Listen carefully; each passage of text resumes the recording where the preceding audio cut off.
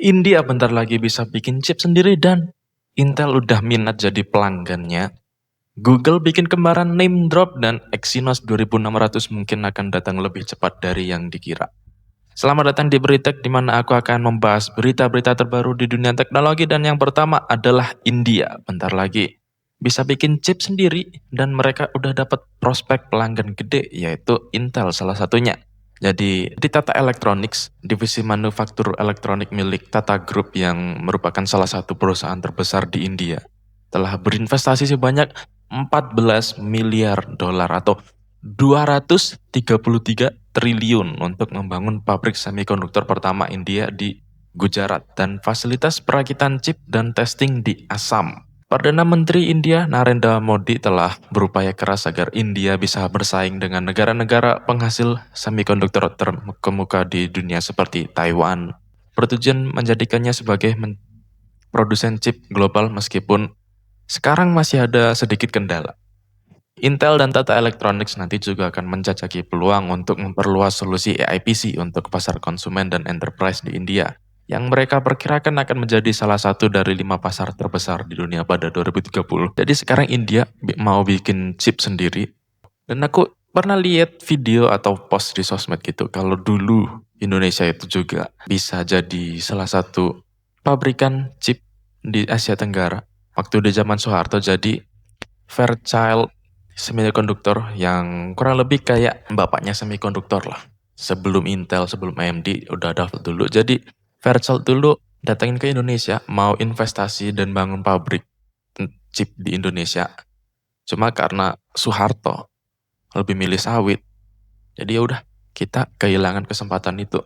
Coba kalau diterima mungkin bisa beda jauh kondisi kita sekarang. Oke, selanjutnya Google memang yang barusan berhasil bawa fitur kayak AirDrop di Android, sekarang memperluas fiturnya lagi dengan fitur yang mirip dengan Name Drop di Apple. Jadi Name Drop ini adalah fitur yang memungkinkan untuk berbagi file dengan iPhone lain, cuma mendekatkan kedua HP-nya dan juga bisa bagi kontak lewat cara itu juga. Nah, Google sepertinya sekarang masih fokus pada bagian bagi kontak dalam implementasinya. Masih belum jelas sih namanya itu apa nanti fiturnya dan ini masih dalam perkembangan karena fiturnya aja masih belum bisa bekerja.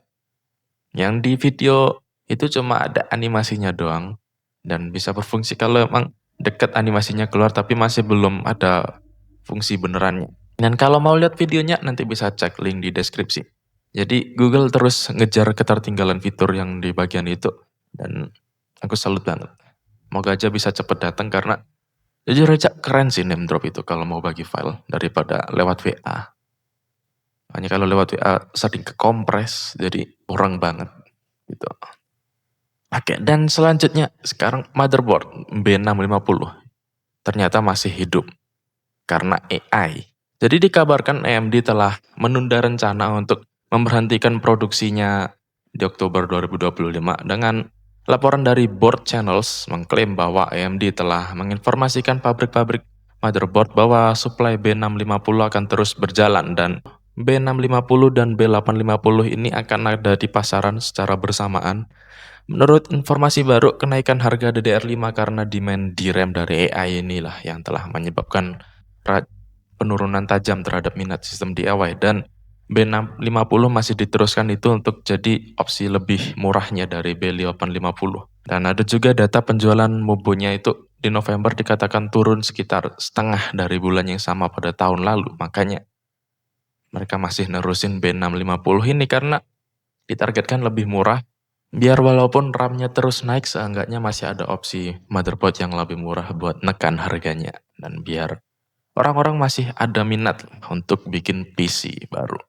Oke, dan selanjutnya AMD Ryzen 7 9850X3D terlihat berjalan menggunakan RAM 9800 MB transfer per second yang tinggi banget dan gak biasa untuk kelasnya. CPU ini membawa 400 MHz tambahan clock speed dari 9800 X3D dan seri 9000 ini seharusnya mendukung speed memori hingga 5600 MB transfer per second untuk standarnya. Tapi jika laporan ini akurat, model ini bisa mendorongnya hingga 9800 mega transfer per second yang gila banget, hampir 2 kali dari spek standarnya. AMD mungkin menggunakan Iodine dengan peringkat yang lebih tinggi yang telah mereka kumpulkan selama beberapa bulan terakhir untuk melawan alternatif yang kompetitif terhadap Arrow Lake Refresh yang akan rilis di awal 2026 dan membawa beberapa perkembangan terutama di memori di mana mereka bisa mendukung hingga 7.200 megatransfers per second. Lalu ada Nova Lake juga yang akan rilis di akhir 2026, itu pertambahannya lebih banyak lagi. Tapi seharusnya di akhir 2026 AMD udah ngumumin Zen 6 sih. Jadi walaupun ada yang lebih tinggi speednya, harganya juga naiknya tambah jauh, tetap aja sih kurang worth it dalam value. Dan selanjutnya, Exynos. Kabar Exynos lagi. Jadi Exynos 2600 dikabarkan akan rilis lebih awal dari yang diperkirakan dengan akun Weibo Momentary Digital yang menyebutkan jika dia akan bertemu dengan audiensnya bulan depan. Habis itu dengan foto HP Samsung serta render chip Exynos 2600 di postnya itu. Ia juga mengatakan bahwa chip ini kelebihannya berada di performanya. Dan untuk performanya udah ada sih beberapa benchmark awalnya. Jadi di Geekbench 6 beberapa saat lalu Exynos 2600 ini mendapatkan skor 3455 di single core dan 11.621 di multicore yang emang masih kurang daripada 8 Elite Gen 5 ataupun Apple, tapi ini masih benchmark awal yang itu. Dan core tertingginya itu cuma sampai 3,8 GHz. Yang walaupun memang lebih awal tapi seenggaknya itu udah tanda bagus lah. Kalau full mungkin bisa bersaing dengan chipset flagship lainnya kayak 8 Elite Gen 5. Nah sekarang pertanyaannya itu ada di efisiensinya. Nanti kayak gimana? Karena chip Exynos ini terutama yang flagship sering punya kendala di bagian efisiensi. Entah itu panas, baterai boros kayak gitu. Daripada yang versi Snapdragon-nya. Jadi ditunggu dulu aja.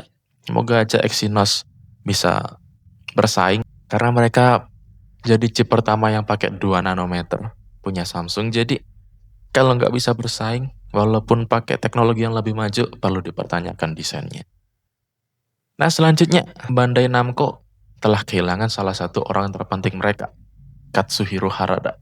Jadi direktur seri Tekken yang telah mengumumkan bahwa ia akan meninggalkan Bandai Namco di akhir 2025 dan ia mengumumkannya di akun Twitternya dengan surat perpisahan serta ada DJ mix berdurasi sejam yang dia upload ke SoundCloud yang ada di link tweetnya itu. Dan beneran unik banget sih, mau pisah tapi dibarengin juga share DJ remix kayak gitu.